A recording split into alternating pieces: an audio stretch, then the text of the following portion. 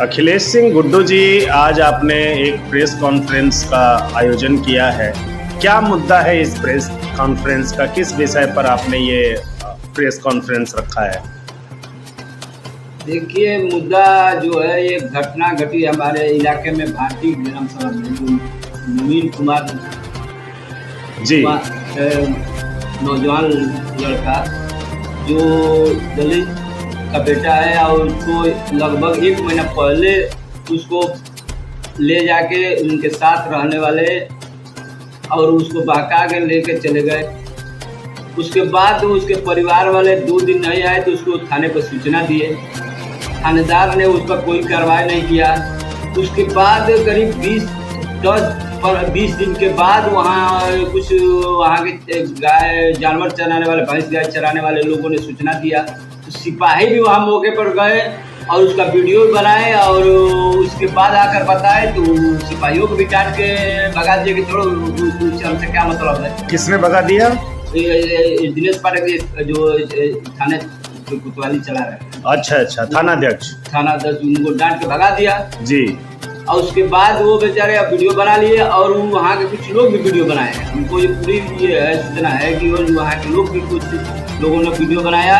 इसके बाद देखिए, वो बाद में इसकी सूचना मिली कि उसका आधार कार्ड और कपड़े से पहचान हुआ। तो परिवार वाले लोग गए तो उसको पहचाने जी, और इसमें पूरी जिम्मेदारी थानाध्यक्ष की है और इनके नादानी और ये केवल इनके लापरवाही से घटना घटी। नहीं तो जो दरखास्त उनके माताजी और पिताजी ने जो दिया उस पर अगर एक्शन लिए होते तो तुरंत पकड़ जाते। जो अपराधी है उनके साथ लड़कों के ले गए वो पकड़ में आते तो उसकी जान बच जाती।